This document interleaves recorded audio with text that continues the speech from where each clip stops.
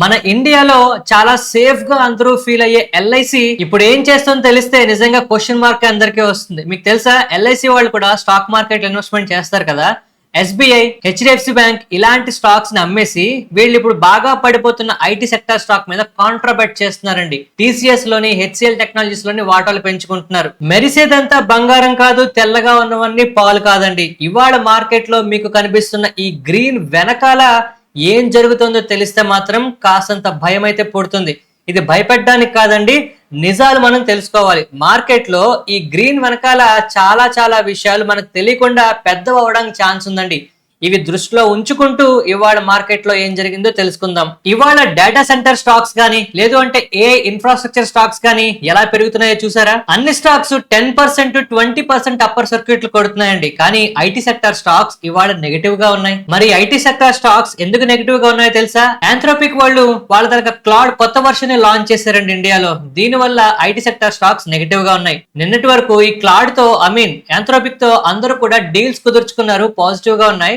వాళ్ళు కొత్త version launch చేసేసరికి ఇవాళ నెగిటివ్ గా మారిపోయి. సో ఇవాళ మాక్సిమం స్టాక్ మార్కెట్ లో హెడ్డింగ్స్ అన్ని కూడా అమెరికా మార్కెట్లు కింద పడి మళ్ళీ చాలా బాగా లేచాయి. మన మార్కెట్లు లేచిపోయాను, మన పోర్ట్ఫోలియోస్ పాజిటివ్ గా ఉన్నాయనో. నా పోర్ట్ఫోలియో ఇవాళ కూడా పాజిటివ్ గానే ఉందండి. మరి మీది ఎలా ఉంది ఒకసారి చెప్పండి. అండ్ సెమీ కండక్టర్ స్టాక్స్ పెరిగిపోతున్నాయనో, లేదు అంటే కూలింగ్ సెక్టర్ స్టాక్స్ పెరిగిపోతున్నాయనో, ఇలా రకరకాలుగా వార్తలు ఉన్నాయండి. కానీ మనం గమనించాల్సిన 3 ముఖ్యమైన విషయాలు ఉన్నాయి. మొట్టమొదటిది పీస్ స్టాక్స్ అండి. ఇది అమెరికాకి, ఇరాన్ కి మధ్యలో జరుగుతున్నదే కాదు, ఉక్రెయిన్ కి అలాగే రష్యాకి మధ్యలో జరుగుతున్నవి కూడా. మన ఇండియా 90% వరకు డిపెండ్ అవుతున్న ఆయిల్ ఇంపోర్ట్స్ మనకి బాగా ప్రభావం చూపిస్తాయండి మన మార్కెట్ల మీద. ఇప్పుడు ఇరాన్ కి, యుఎస్ కి మధ్యలో జరుగుతున్న ఈ పీస్ స్టాక్స్ బాగా జరుగుతున్నాయని ఒక న్యూస్ రావడంతో ఆయిల్ ప్రైసెస్ ఇవాళ బాగా తగ్గాయండి. దీనివల్ల ఆయిల్ ప్రొడ్యూసింగ్ స్టాక్స్ ఇవాళ మన ఇండియాలో కాస్త నెగటివ్ గా ఉన్నా, మరోపక్క ఉక్రెయిన్ కి, లేదు అంటే రష్యాకి మధ్యలో జరుగుతున్న పీస్ స్టాక్స్ కూడా ప్రధాన పాత్ర పోషించబోతున్నాయి. చూడండి, ఈ మొత్తం న్యూస్ లో అమెరికా సెంటర్ పాయింట్ లో ఉందండి. అటు రష్యాని గాని, లేదు అంటే ఇటు ఉక్రెయిన్ గాని, ఓ పక్క ఇరాన్ ని, వీళ్ళందరినీ మేనేజ్ చేస్తున్నాము, వాళ్ళని కంట్రోల్ చేసేలాగా పరిస్థితి చక్కబెడుతున్నామనేలా మాట్లాడుతున్నారు. కానీ ఇక్కడ అసలు కల్ప్రిట్ అమెరికాయే. అమెరికా గురించి నేను ఎందుకు ఇలా మాట్లాడుతున్నాను అంటే, అటు ఇరాన్ విషయంలో గానీ, లేదు అంటే ఉక్రెయిన్ విషయంలో గానీ ఎలాంటి పనులు చేస్తుందో తెలుసా? రష్యా యుద్ధం చేయకూడదు అంటుందండి, కానీ రష్యా మీద బాంబులు వేయడానికి ఉక్రెయిన్ కి ఆయుధాలు అయితే ఇస్తుంది. ఇక ఇరాన్ తో డీల్స్ జరుపుతుందా? ఎక్కడ వాళ్ళు కొన్ని రెడ్ లైన్స్ అని చెప్పి మెన్షన్ చేస్తున్నారండి. అవేంటో తెలుసా? ఇరాన్ న్యూక్లియర్ బాంబులకు తయారు చేయకూడదు, యురేనియం త్వరగా ఎన్రిచ్మెంట్ లెవెల్స్ ని తగ్గించేయాలి, వెరిఫికేషన్ కి, ఇన్స్పెక్షన్స్ కి ఇరాన్ సహకరించాలి, బాలిస్టిక్ మిసైల్ ప్రోగ్రామ్స్ ని ప్రస్తుతానికి ఆపేయాలి. ఇలాగా కంప్లీట్ గా ఇరాన్ తాలూకా స్వతంత్రాన్ని హరించేలాగా అమెరికా ట్రై చేస్తుంది అనలేం. కానీ ఇన్ని కండిషన్స్ కి ఇరాన్ ఎందుకు ఒప్పుకుంటుందండి? అసలు ఇరాన్ ఇవన్నీ చేస్తున్నది ఎందుకు? వాళ్ళని వాళ్ళు కాపాడుకోవడానికో ఏదో చేస్తారు. ఇప్పుడు ఎంత మనం బలవంతులమైనా సరే అవతల వాడిని నొక్కేయాలని ట్రై చేయకూడదు ఒకేసారి. ఇప్పుడు అదే జరుగుతుంది. ఇప్పుడు ఏంటంటే అమెరికా ఒక అనిశ్చితి క్రియేట్ చేస్తే గానీ వాళ్ళ పబ్బం అయితే గడవట్లేదండి. ఇలాంటి పరిస్థితుల్లో అమెరికాతో మనం ఎట్టి పరిస్థితుల్లోనూ జాగ్రత్తగానే ఉండాలి. ఆయిల్ ప్రైసెస్ ని తగ్గించడానికి ఏదో ప్రయత్నాలు చేస్తున్నట్టు అమెరికా మాట్లాడుతుంది. కానీ హొర్ముజ్ అనే ఒక ప్లేస్ లో ఒక చిన్న విషయంలో తేడా వచ్చినా, నేవల్ విషయంలో ఒక చిన్న అటాక్ జరిగిన, ఒక చిన్న ప్రమాదం జరిగిన, ఆయిల్ ప్రైసెస్ మళ్ళీ పెరిగిపోతాయండి. ఇప్పుడు మనకి ఇండియాలో ఆయిల్ ప్రైసెస్ తగ్గడం చాలా ఇంపార్టెంట్. ఇటువంటి టైముల్లో మార్కెట్లు గమనించాల్సిన పాయింట్స్ ఏంటండి? ఇటువంటి పీ స్టాక్స్, లేదు అంటే మన రూపాయి తాలూకా వీక్నెస్, లేదు ఓవరాల్ గా ఆయిల్ ప్రైసెస్ ఏ విధంగా మారబోతున్నాయి, ఇలాంటి సినారియోస్. డేటా సెంటర్ స్టాక్స్ కాదండి. ఇలాంటి న్యూస్ చూసి మీరు తొందరపడద్దు. ఇక నెక్స్ట్ మనం మాట్లాడుకునేది ఆర్బీఐ రీసెంట్ గా చేస్తున్న ఫారెక్స్ నామ్స్ అండి. కొంత సులభతరం చేస్తున్నాయి. ఇక్కడ చాలా మంది పప్పులో కాలేస్తారండి. యాక్చువల్ గా పప్పులో కాలేయడం కాదు, జనాల్ని మభ్య పెట్టడానికి ఫారెక్స్ ట్రేడింగ్ లీగల్ అవుతుందనో, ఇండియాలో ఫారెక్స్ ట్రేడింగ్ చేయొచ్చునో చెప్తారు. తస్మాత్ జాగ్రత్త, ఇది ఫారెక్స్ ట్రేడింగ్ సంబంధించి కాదండి, ఓకేనా?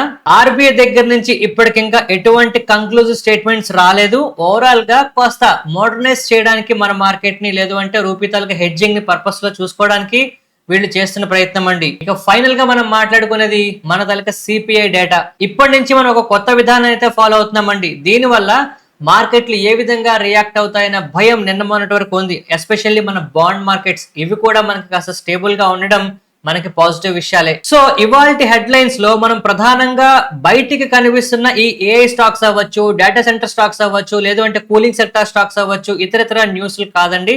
మనం ఫాలోఅప్ చేయాల్సినవి మన రూపాయి గురించి, మన ఆర్బీఐ గురించి, లేదు అంటే మనకి ఫర్దర్ గా డేటా రాబోతుందండి దాని గురించి. వీటి మీద మనం చూసుకోవాలి. మెయిన్ గా అమెరికా ప్రధాన పాత్ర పోషిస్తున్న ఆయిల్ మార్కెట్ ప్రైసెస్ మనకి చాలా ఇంపార్టెంట్. అండ్ ఈ వీడియోలోకి వెళ్లే ముందు మీ అందరికి పేరు పేరున చాలా చాలా థ్యాంక్స్ చెప్తున్నానండి. ఎస్పెషల్లీ ఎవరైతే వీడియో రాగానే హైప్ చేస్తున్నారో మీ అందరికి చాలా చాలా థ్యాంక్స్ అండి. కామెంట్ సెక్షన్ లో కూడా చాలా మంది చెప్తున్నారు సార్ ఇవాళ నేను హైప్ చేశానని. నేను పర్సనల్ గా ఆల్మోస్ట్ అన్ని కామెంట్స్ కి రిప్లై ఇస్తున్నానండి, మీరు గమనించారా? అయితే ఇక్కడ నాది మరొక రిక్వెస్ట్ అండి, ఈ వీడియోకి లైక్ చేసి చూడండి, అలాగే మన ఛానల్ కి సబ్స్క్రైబ్ చేయండి. ఇవాళ నిఫ్టీ 93 పాయింట్లు పెరిగి 25,819 దగ్గర క్లోజ్ అయిందండి. 1,570 స్టాక్స్ పాజిటివ్ గా ఉంటే 1,349 స్టాక్స్ మనకి నెగటివ్ గా ఉన్నాయి. అంటే ఇవాళ ఫర్ ద ఫస్ట్ టైం చాలా రోజుల తర్వాత నిఫ్టీలో నెంబర్ ఆఫ్ పాజిటివ్ స్టాక్స్ కాస్త ఎక్కువ కనిపించాయండి. అయితే ఇక్కడ మనం సంబరపడాల్సిన అవసరం లేదు, ఎందుకంటే ఇవాళ మార్కెట్లు పెరిగాయి, గ్లోబల్ గా కూడా మార్కెట్లు నెగటివ్ నుంచి పాజిటివ్ గా టర్న్ అయ్యాయి. మన పోర్ట్ఫోలియోస్ పాజిటివ్ గా ఉన్నాయని చెప్పి చాలా మంది కాస్త ఈజీగా తీసుకునే సిచ్యువేషన్స్ కనిపిస్తున్నాయండి. కానీ మార్కెట్ లో మనం ఇప్పటికీ గుర్తు పెట్టుకోవాల్సింది ఏంటి, ఐటీ సెక్టార్ లో మనకి తెలియకుండానే మేజర్ రిస్క్లు స్టార్ట్ అవబోతున్నాయండి.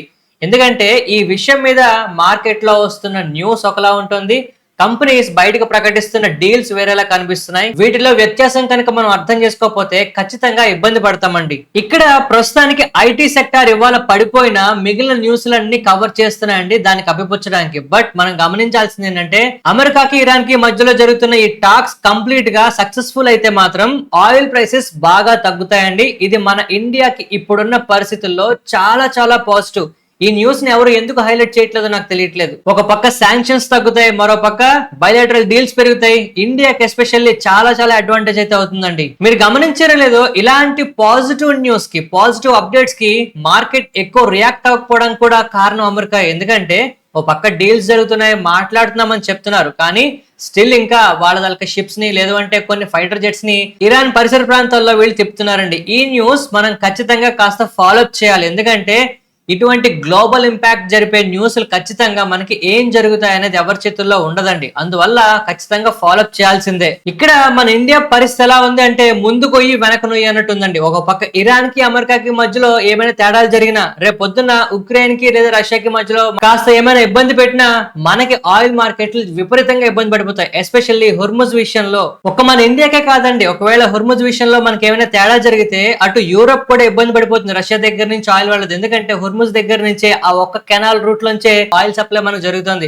అక్కడ ఏం జరిగినా మార్కెట్లకు విపరీతమైన ఇబ్బంది ఉంటుందండి. సో మార్కెట్ లో ఇంకెలాంటి న్యూస్ ఉన్నా దీని గురించి మనం ట్రాక్ చేయాల్సిన పరిస్థితులు అయితే వస్తున్నాయండి. ఒక్కసారి ఆయిల్ ప్రైసెస్, ఆయిల్ సంబంధించి ఎలాంటి న్యూస్లు వస్తున్నాయో ట్రాక్ చేయకుండా మాత్రం మీరు ఉండొద్దు. ఇక మార్కెట్ లో ఎవ్వరు కూడా ఇంత డీప్ గా మీకు మాట్లాడి ఉండరండి. ఎన్విడియా గురించి ఇప్పుడు నేను చెప్పబోతున్నా. నెక్స్ట్ మనకి ఎన్విడియా రిజల్ట్స్ అయితే రాబోతున్నాయి ఒక వారం రోజుల్లో.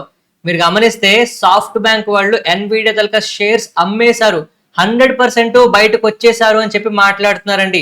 మీరు గమనించండి, ఇటువంటి టైముల్లో ప్రపంచం మొత్తం ఒకే ఒక్క కంపెనీ మీద, ఎన్విడియా అనే కంపెనీ మీద బేస్ చేసుకుని పెరుగుతుందండి అమెరికా మార్కెట్. అయితే ప్రపంచం కూడా దాన్నే ఫాలో అవుతుంది. ఇప్పుడు వాళ్ళ స్టాక్ తలక రిజల్ట్స్ లో 10% డిక్రీజ్ వచ్చినా మార్కెట్లు కుప్పకూలుతాయండి.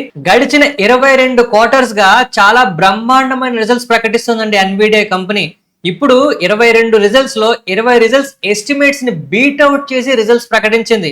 ఇంత స్పీడ్ గా పెరుగుతున్న ఈ కంపెనీలో ప్రపంచం అంతా డిపెండ్ అవుతున్న ఈ కంపెనీ రిజల్ట్స్ కనుక నెగిటివ్ గా వచ్చాయంటే మాత్రం మార్కెట్ చాలా చాలా ఇబ్బంది అండి, జాగ్రత్త. ఇక నెక్స్ట్ మనం వారం రోజుల క్రితం చెప్పుకున్నామండి, ట్రంప్ గారు ఫెడ్ తాలూకా కొత్త చైర్మన్ గురించి మాట్లాడుతున్నారు అని చెప్పి. ఆయన పేరు చెప్తే చాలండి మార్కెట్ లో చాలా మందికి కొంత పాత జ్ఞాపకాలు చాలా చాలా ఉన్నాయి. ఒక వారం రోజుల క్రితం, 2 వారాల క్రితం అయినా విపరీతమైన ఒత్తిడిని తీసుకొచ్చారండి. సో ఇప్పుడు కొత్తగా వస్తున్న ఆయన చాలా అగ్రెసివ్ గా ఫెడ్ తాలూకా బడ్జెట్ ని తగ్గించేద్దామని చూస్తున్నారట. మీకు తెలుసు కదండి, ఒక సెంట్రల్ బ్యాంక్ వాళ్ళ తాలూకా బడ్జెట్ తగ్గించుకుంది అంటే ఖచ్చితంగా మార్కెట్లు నెగిటివ్ గా తీసుకుంటాయి. అసలు మార్కెట్ లో సెంట్రల్ బ్యాంక్స్ తాలూకా ఇన్వాల్వ్మెంట్ ఉండకూడదు అంటారు, బట్ ఎప్పుడు కూడా మనకు జరుగుతుందండి. ఇప్పుడు సెంట్రల్ బ్యాంక్ సడన్ గా ఇలాగ కనుక మార్కెట్ కి ఇబ్బంది పెట్టేలాగా ప్రవర్తిస్తే దాని తాలూకా ఎఫెక్ట్ మనం నెగిటివ్ గా గ్యారంటీగా చూస్తామండి. ఇది సెంటిమెంట్ మారిపోవడానికి ప్రధాన కారణంగా ఉండొచ్చు. అండ్ ఇక్కడ ఇంకో విషయం తెలుసా అండి, ఇవాళ మన ఇండియాలో డేటా సెంటర్ స్టాక్స్ గానీ, ఏఐ స్టాక్స్ గానీ, లేదంటే ఓవరాల్ గా ఈ పాజిటివ్ న్యూస్ నడుస్తుంది కానీ అమెరికాలో అలా లేదండి. యుఎస్ చిప్ మేకర్స్ అయితే స్టేబుల్ గా ఉన్నారు. అమెరికాలో సాఫ్ట్వేర్ ఇండెక్స్ 2.2% పడిపోయింది. గోల్డ్, సిల్వర్ అక్కడ క్రాష్ అయిందండి. అఫ్ కోర్స్ మన ఇండియాలో లేదు ఓవరాల్ గా ప్రైసెస్ రికవర్ అయ్యే తర్వాత పక్కన పెడితే 10-year ట్రెజరీ ఈల్డ్స్ పెరుగుతున్నాయండి మళ్ళీ కొంతవరకు. ఇవన్నీ కూడా మీరు జాగ్రత్తగా ఉండాలి అని మనకి ఇస్తున్న ఇండికేషన్స్ అండి. ఇప్పుడు ఇవన్నీ కాదన్నట్టు మరో తలనొప్పి వస్తుంది. ఏ తాలూకా ప్రకంపనలు ప్రపంచవ్యాప్తంగా ఇంకా ఎక్కువ అవుతున్నాయి. పెద్ద పెద్ద అనలిస్టులు కూడా ఇప్పుడు పెద్ద పెద్ద వార్నింగ్లు ఇస్తున్నారండి. IT sector, white collar jobs ఇవన్నీ ఏంటవుతాయో అన్నట్టు. కానీ వాటన్నిటిని కవర్ చేస్తూ ప్రతి ఐటీ కంపెనీ ఆంథ్రోపిక్ తో డీల్ జరిపేస్తుంది ఇండియాలో. అయినా ఇవాళ ఐటీ స్టాక్స్ పడిపోతున్నాయి. సో వెనకాల పిక్చర్ కాస్త వేరేగా ఉందండి. దీన్ని మనం ఎప్పుడు కూడా ఒకంత జాగ్రత్తగా కనిపెట్టుకునే ఉండాలి. ఎందుకంటే ఇవాళ మార్కెట్ లో మన ఇండియాలో ఏఐ గురించి, సాఫ్ట్వేర్ గురించి, ఐటీ గురించి అందరూ మాట్లాడేస్తున్నారు. ఇంకేముంది, ఫ్యూచర్ బ్రహ్మాండంగా ఉంది అంటున్నారు. కానీ పెట్టుబడి మనం పెట్టాలి. గ్రోత్ రావాలంటే మనం మొదటి మెట్టు దగ్గర ఉన్నామండి. ఇంకా ఇది పెట్టుబడి పెట్టిన తర్వాత, కంపెనీలు డెవలప్ అయిన తర్వాత, ఎగ్జిస్టింగ్ ఉన్న క్రైసిస్ ని సాల్వ్ చేసుకున్న తర్వాత ఏ గ్రోత్ వస్తుందో ఆ గ్రోత్ గురించి ఇప్పటి నుంచి మాట్లాడుతున్నారు. దానివల్ల స్టాక్స్ కొన్నిట్లో అమాంతం హైప్ అయితే క్రియేట్ అవుతుంది. ఈవెన్ డేటా సెంటర్ స్టాక్స్ అయినా ఏదైనా న్యూస్ అయితే ఉందండి. బట్ నిజమైన కంపెనీ ప్రాఫిట్లు వచ్చినప్పుడే ఇవన్నీ కూడా, ఈ పెరుగుదలంతా కూడా సస్టైన్ అవుతుంది. ఇప్పటికి ప్రస్తుతానికి అంతా కూడా న్యూస్. ఈ న్యూస్ వల్ల స్టాక్స్ ఎలా పెరుగుతున్నాయో, ఈ న్యూస్ లో కాస్త స్లో డౌన్ వచ్చినా కూడా, అంటే ఇప్పుడు వస్తున్న ఆర్డర్ విషయంలో స్లో డౌన్ వచ్చినా, కంపెనీలు వేరే డీల్స్ ఏమైనా ప్రకటించడం స్లో చేసినా ఇవన్నీ మళ్ళీ పడుకుంటాయండి. సో మన ఇండియాలో ఒక డైలమా అయితే ఉంది. ఏఐ మన దగ్గరకు వస్తుంది, మనం కాదనలేం, కొట్టిపారేయలేం, తోసిపుచ్చలేం. కానీ ఏఐని మనం అడాప్ట్ చేసుకోవడానికి, ఏఐ కోసం పెట్టుబడులు పెట్టడానికి మనం చాలా చాలా కష్టపడాలి. ఎందుకంటే ఏఐ అనేది ఒక పెన్ డ్రైవ్ లాగా ప్లగ్ అండ్ ప్లే చేయడానికి అయితే అవ్వదండి. మనం ఇన్ఫ్రాస్ట్రక్చర్ ని డెవలప్ చేసుకోవాలి. ఒక డేటా సెంటర్ పెట్టడానికి ఎంత టైం పడుతుందండి? మన ఇండియన్ గవర్నమెంట్ 2042 లేదా 2047 వరకు కూడా ఈ ట్యాక్స్ 7 ప్రకటించిందంటే మీరు అర్థం చేసుకోవచ్చు ఇది ఎంత పెద్ద సుదీర్ఘ ప్రాజెక్టో. దీని మీద మార్కెట్ లో 1-2 రోజుల్లో అమాంతం హైప్ ని క్రియేట్ చేసి స్టాక్స్ ని పట్టుకెళ్ళిపోతున్నాయండి. తస్మాత్ జాగ్రత్త.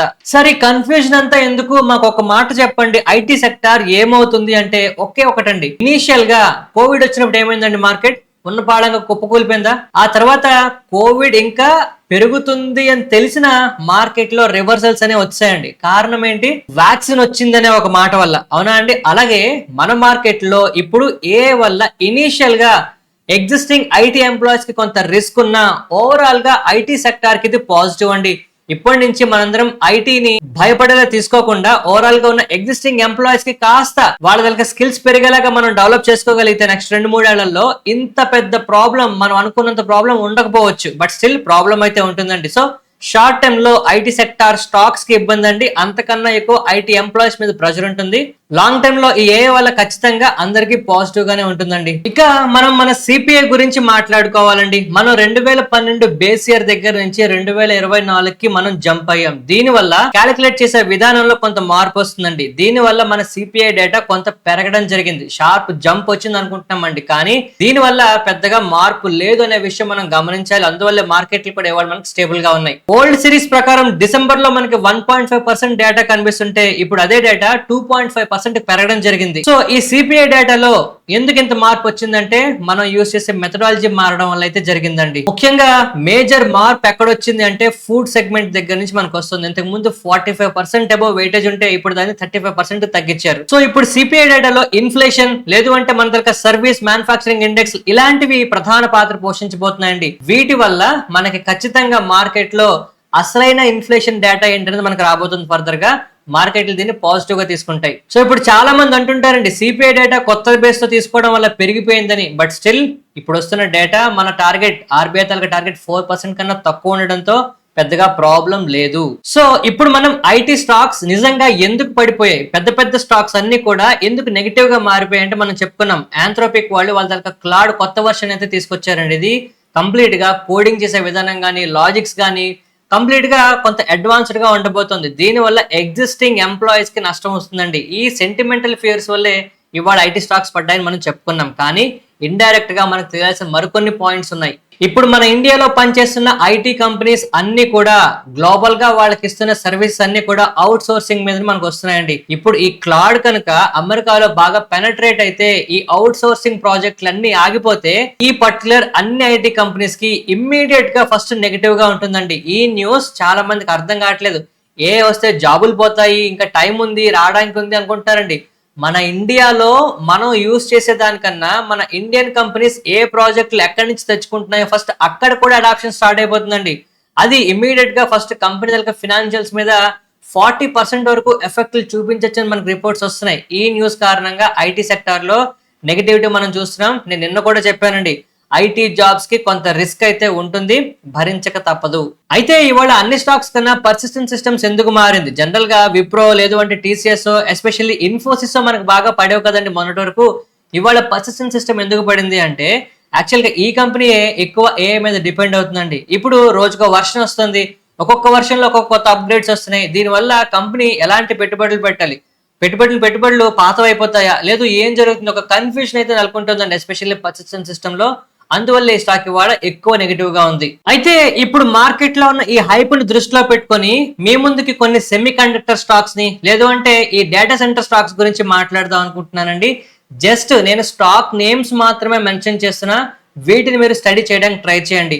సెమీ కండక్టర్ విషయంలో ఇజ్మో అవ్వచ్చు, మాస్చిప్ అవ్వచ్చు, సిజీ పవర్ అవ్వచ్చు, యాక్సిస్ గేట్స్ అవ్వచ్చు, ఎంఐసి ఎలక్ట్రానిక్స్ అవ్వచ్చు, వీటిల్లో విపరీతమైన వాలటిలిటీ కనిపిస్తుందండి. ఒకసారి వీటి గురించి స్టడీ చేయండి. ఇక డేటా సెంటర్ ఎకానమీకి సంబంధించి మాట్లాడుకుంటే network technologies, ETU networks, techno electric, Arun pro solutions, Anant Raj, KRN heat exchanger, Aeroflex, ఇలాంటి స్టాక్స్ అన్ని కూడా మనకి చాలా చాలా పాజిటివ్ గా కనిపిస్తున్నాయండి. ఎస్పెషల్లీ ఏరోఫ్లెక్స్ గురించి ఒక్కసారి మీరు స్టడీ చేయండి. డెఫినెట్ గా ఏరోఫ్లెక్స్ గురించి మనం డెడికేటెడ్ వీడియో చేసుకోవాలా అనే పరిస్థితి కనిపిస్తుంది మార్కెట్ లో. సో ఫైనల్ గా నేను ఒక మాట చెప్తున్నానండి, ఏఐకి సంబంధించైనా డేటా సెంటర్ కి సంబంధించైనా ఇప్పుడు మార్కెట్ లో వస్తున్న హైప్ స్టార్టింగ్ పాయింట్ దగ్గర ఉంది. ఇక్కడ వస్తున్న ఈ గ్రోత్ చూసి ఇలాగే పెరిగిపోతాయి అనుకోవద్దు. కొంత పెరిగిన తర్వాత ప్రాఫిట్ బుకింగ్స్ జరుగుతాయి. ఈ ఏఐ గానీ డేటా సెంటర్ గానీ ఈ థీమ్ నెక్స్ట్ 2047 వరకు ఉంటుందండి. ఈ ఒక్క పాయింట్ ని గుర్తుపెట్టుకుని ఈ స్టాక్స్ లో మీరు ఇన్వెస్ట్మెంట్స్ గురించి ప్లాన్ చేసుకోండి. ఇది సెమీ కండక్టర్ స్టాక్స్ కూడా వర్తిస్తుంది. నెక్స్ట్ మనం ఎల్ఐసి గురించి మాట్లాడుకోవాలండి. ఇండియా మొత్తం ఇదొక సేఫ్ హెవెన్ కింద అయితే ఫీల్ అవుతారు. కానీ ఇప్పుడు ఎల్ఐసి వాళ్ళు ఏం చేస్తున్నారో తెలుసా? ఎస్బీఐ, హెచ్డిఎఫ్సి బ్యాంక్ ఇలాంటి మంచి మంచి కంపెనీస్ ని అమ్మేసి టీసీఎస్, హెచ్సిఎల్ టెక్నాలజీస్ ఇలాంటి ఐటీ స్టాక్స్ మీద పెట్టుబడులు పెడుతున్నాయండి. ఇప్పుడు ఐటీ సెక్టర్ ఏమో నెక్స్ట్ ఏం జరుగుతుందనే భయంతో భయపడుతుంటే ఎల్ఐసి మాత్రం కాంట్రాబెట్స్ అయితే చేస్తుంది ఐటీ సెక్టర్ మీద. 3150 కోట్ల వర్త్ ఆఫ్ టీసీఎస్ స్టాక్స్ అయితే కొన్నదండి ఎల్ఐసి. అలాగే 2300 కోట్ల worth of HCl technology stocks అయితే కొన్నది. ఇక కంప్లీట్ గా ఎల్ఐసి తలక హోల్డింగ్స్ ఐటీ సెక్టర్ లో 1,82,000 కోట్ల నుంచి 2,17,000 కోట్ల వరకు వీళ్ళ వాటాలు అయితే పెంచుకుంటుంది 3 months లో. సో దీని మీద మీ ఉద్దేశం ఏమంటారు? ఇప్పుడు ఎల్ఐసి చేస్తున్నది కరెక్టేనా, లేదు అంటే రీసెంట్ గా ఐటీ సెక్టర్ లో వస్తున్న ప్రెషర్ లో కొంత స్టెబిలిటీ తీసుకురావడానికి ఎల్ఐసి మీద ఏమైనా ప్రెషర్ ఉంటుందంటారా? కామెంట్ సెక్షన్ లో చెప్పండి. నెక్స్ట్ మనం బిహెచ్ఈఎల్ గురించి మాట్లాడుకోవాలండి. వీళ్ళకి 1,500 కోట్ల worth of orders steel authority of India వాళ్ళ దగ్గర నుంచి రావడం జరిగింది. దీంట్లో ఒక క్యాప్టివ్ పవర్ ప్లాంట్ ని బిహెచ్ఎల్ వాళ్ళైతే కంప్లీట్ చేయాల్సి ఉంటుందండి. ఈ న్యూస్ కారణంగా ఈ స్టాక్ మనకి పాజిటివ్ గా ఉంది. నెక్స్ట్ మనం హెచ్సిజి గురించి మాట్లాడుకోవాలండి. ఈ న్యూస్ పెద్దది కాకపోవచ్చు, కానీ మనం ఖచ్చితంగా కాన్సన్ట్రేట్ చేయాల్సిన న్యూస్ అండి. కారణం ఏంటంటే వీళ్ళు 425 కోట్ల వర్త్ ఆఫ్ ఫండ్స్ అయితే రైజ్ చేస్తున్నారు. దీనికోసం ఈక్విటీ షేర్స్ అయితే ఇవ్వబోతున్నారండి. ఇది కొంత హల్చల్ అయితే క్రియేట్ చేస్తుంది ఫర్దర్ గా. నెక్స్ట్ మనం భారతీ ఎయిర్టెల్ గురించి మాట్లాడుకోవాలండి. భారతీ ఎయిర్టెల్ కి ఆర్బీఐ దగ్గర నుంచి ఒక రిజిస్ట్రేషన్ లైసెన్స్ అయితే వచ్చిందండి. టైప్ 2 ఎన్బిఎఫ్సి కింద అయితే వీళ్ళకి పనిచేస్తారంటే డిపాజిట్లు తీసుకోకుండా ఫినాన్షియల్ సర్వీసెస్ ని వీళ్ళు ప్రొవైడ్ చేయగలుగుతారండి. దీని వల్ల ఎయిర్టెల్ దళక డిజిటల్ ఫినాన్స్ ఆర్మ్ కాస్త స్ట్రెంగ్త్ అవుతుందండి. ఈ న్యూస్ భారతీ ఎయిర్టెల్ కి లాంగ్ టర్మ్ తో ఖచ్చితంగా పాజిటివ్ న్యూస్ అవుతుంది. నెక్స్ట్ మనం ఐటీసీ గురించి మాట్లాడుకోవాలండి. ఐటీసీ ఒక్కటే కాదు, ఈ టొబాకోకి సంబంధించిన ప్రతి స్టాక్ గురించి మనం చెప్పుకోవాలి. ఎస్పెషల్లీ ఐటీసీ వాళ్ళైతే సిగరెట్ ప్రైసెస్ ని 20 నుంచి 40% వరకు అక్రాస్ బ్రాండ్స్ లో రేట్లు పెంచుతున్నారన్న న్యూస్ తో ఈ స్టాక్ ఇవాళ తారజోలా పరిగెడుతుందండి. అయితే రీసెంట్ గా జిఎస్టీ కాంపెన్సేషన్ సెస్ ని న్యూ టొబాకో ట్యాక్స్ రిజిమ్ తో రీప్లేస్ చేయడం అనే న్యూస్ మనం విన్నామండి. ఇప్పుడు దీని తర్వాత వీళ్ళు రేట్లు పెంచడం ఈ కంపెనీస్ కి పాజిటివ్ గా మారుతుంది. ఇక ఓలా గురించి మళ్ళీ మాట్లాడుకోవాలండి. ఓలాకు సంబంధించి ప్రమోటర్ మీద కేసులు అయితే నడుస్తున్నాయి. ఆయన అరెస్ట్ చేయడానికి వారెంట్లు అయితే వచ్చాయండి. బట్ ఇప్పుడు హైకోర్టులో స్టే అయితే రావడం జరిగింది. ఈ ఒక్క ఒక్క న్యూస్ కారణంగా ఇవాళ స్టాక్ అయితే పెరుగుతోంది. ఈ కంపెనీ ప్రాఫిట్ లో ప్రకటించడం స్టార్ట్ చేసినా, లేదు వీళ్ళ దగ్గర అప్పులు తగ్గుతున్నా, లేదు అట్లీస్ట్ నష్టాల్లో తగ్గుదల కనిపించిన ఈ స్టాక్ గురించి ఆలోచించాలి కానీ ఇప్పుడు దీని గురించి ఎక్కువ మాట్లాడినా పెద్ద ఉపయోగం ఉండదండి. ఒకవేళ ఓలా స్టాక్ ని కనుక మీరు హోల్డ్ చేస్తున్నా, లేదు ఓలాలో పెట్టుబడులు పెడదాం అనుకుంటున్నా, ఒక ఓలా పరిస్థితి ఏంటనేది మీకు క్లియర్ గా ఎక్స్ప్లెయిన్ చేస్తూ మనం ఒక డెడికేటెడ్ వీడియో చేసుకుందామండి. ఈ వీడియో తలకి లింక్ డిస్క్రిప్షన్ లోని కామెంట్ సెక్షన్ లోని ప్రొవైడ్ చేస్తాను. అలాగే మన ఫ్రీ గ్రూప్ లో కూడా ఉందండి. మన ఫ్రీ గ్రూప్ ఇక్కడ మీరు చూడొచ్చు, కనిపిస్తున్న ఈ వాట్సాప్ నెంబర్ కి హాయ్ పెడితే మీకు లింక్ వస్తుంది. ఆ లింక్ ద్వారా మాత్రమే జాయిన్ అవ్వండి. నెక్స్ట్ మనం నెట్వర్క్ టెక్నాలజీస్ గురించి మాట్లాడుకోవాలండి. ఇది నిజంగా ఈ రోజు మొత్తంకి హైలైట్ అవ్వచ్చు. కారణం ఏంటి అంటే నెట్వర్క్ టెక్నాలజీస్ వాళ్ళు ఏఐ ఇన్ఫ్రాస్ట్రక్చర్ సొల్యూషన్ స్పేస్ లోకి అయితే లాంచ్ అవుతున్నారండి. కరెక్ట్ టైంలో న్యూస్ ని అనౌన్స్ చేయడం ఇవాళ ఈ స్టాక్ తారాజోలా పెరుగుతుంది. సూపర్ కంప్యూటింగ్ సిస్టమ్స్ ని ఎన్విడియా పార్ట్నర్షిప్ తో స్టార్ట్ చేస్తున్నారండి. ఎన్విడియా అనే పదం వినపడితే చాలు, ఆ కంపెనీతో టైఅప్ అయితే చాలండి, మార్కెట్ లో ఆ కంపెనీ తలక షేర్లు విపరీతంగా పెరుగుతాయి. కానీ ఒక్కటి గుర్తుపెట్టుకోండి, మనం స్టార్టింగ్ లో చెప్పుకున్నట్టు ఎన్విడియా తలక రిజల్ట్స్ అయితే వస్తున్నాయండి. దీన్ని దృష్టిలో పెట్టుకోవాలి. మనం వారం రోజుల్లో చాలా తేడాలు జరగబోతాయి ఇందులో కనుక తేడా వస్తాయి. సో నెట్వర్క్ టెక్నాలజీస్ ప్రస్తుతానికి అయితే చాలా మంచి న్యూస్ తో పాజిటివ్ గా ఉందండి. లాస్ట్ సెప్టెంబర్ లో వీళ్ళు 450 crore ఏ జీపీయూ సంబంధించి ఆర్డర్ ని, అంతకు ముందు 1730 కోట్ల worth of A infrastructure contract ని వీళ్ళైతే తీసుకున్నారండి. ఈ రెండు కూడా రెవెన్యూ విజిబిలిటీ చాలా క్లియర్ గా ఉంటుందండి. అందువల్ల నెట్వర్క్ టెక్నాలజీస్ కమింగ్ డేస్ లో కొంత బాగా పర్ఫార్మ్ చేయొచ్చు. కానీ ఎన్విడియాకి సంబంధించి ఎటువంటి న్యూస్ వచ్చినా నెట్వర్క్ టెక్నాలజీస్ కూడా లింక్ అవుతుంది, కాస్త జాగ్రత్త. నెక్స్ట్ మనం అరుణ్ ప్రో సొల్యూషన్స్ గురించి మాట్లాడుకోవాలండి. వీళ్ళకి ముంబైలో ఒక బ్రౌన్ ఫీల్డ్ డేటా సెంటర్ ఫెసిలిటీని డెవలప్ చేయడానికి అయితే ఇది ఒక సిగ్నిఫికెంట్ ఆర్డర్ కింద చెప్తున్నారు. ఈ న్యూస్ కారణంగా ఇవాళ ఈ స్టాక్ కాస్త ఫోకస్ లో అయితే ఉన్నదండి. ఇక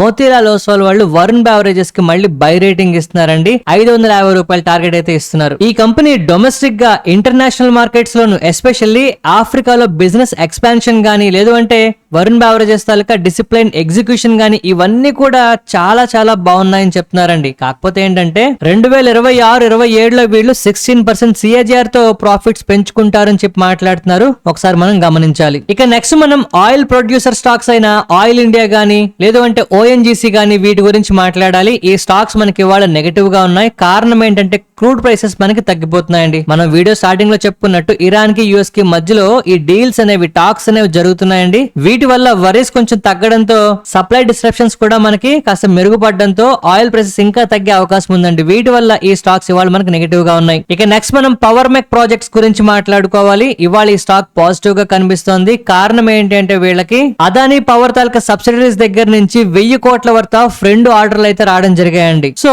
ఈ న్యూస్ ఖచ్చితంగా పవర్ మెక్ ప్రాజెక్ట్స్ లో కొంత హల్చల్ అయితే క్రియేట్ చేస్తుంది. ఇక ఎల్ఎన్టీ గురించి మాట్లాడుకోవాలండి. ఇది one of the biggest news అండి. కాకపోతే ఏంటంటే ఎల్ఎన్టీ లాంటి పెద్ద స్టాక్ కి మనం పెద్ద మాటలను యాడ్ చేయలేం. కాకపోతే ఏంటంటే ఇవాళ ఎల్ఎన్టీ ఆల్ టైమ్ హైస్ ని టచ్ చేసిందండి. కారణం ఏంటి అంటే ఎన్విడియాతో వీళ్ళు పార్ట్నర్షిప్ చేస్తూ గిగావాట్ స్కేలబుల్ ఏ ఫ్యాక్టరీ ఇన్ఫ్రాస్ట్రక్చర్ ని వీళ్ళు డెవలప్ చేయబోతున్నారండి. దీంట్లో భాగంగా ఎన్విడియా జీపీయూ డిప్లాయ్మెంట్ సెంటర్స్ ఉన్నాయి. ఇవన్నీ కూడా ఎల్ఎన్టీ డేటా సెంటర్స్ ని చెన్నై, ముంబైలో కన్స్ట్రక్ట్ చేయబోతోందండి. ఈ న్యూస్ కారణంగా మనకి ఎల్ఎన్టీ ఇవాళ చాలా బాగా పెరగడం జరిగింది. నెక్స్ట్ మనం ఐసిఐసిఐ సెక్యూరిటీస్ వాళ్ళు ఇస్తున్న అహ్లూవాలియా కాంట్రాక్ట్స్ తాలూకా బై రేటింగ్ గురించి మాట్లాడుకోవాలండి. వీళ్ళు 960 రూపాయల టార్గెట్ అయితే ఇస్తున్నారు. అంటే అప్రాక్స్ గా 18% వరకు పెరిగే ఛాన్స్ ఉంది అని చెప్తున్నారండి. వీళ్ళ తాలూకా రెవెన్యూస్ FY 26-28 17% CAGR తో పెరుగుతాయని చెప్తున్నారండి. ఇది మనకి పాజిటివ్ విషయం.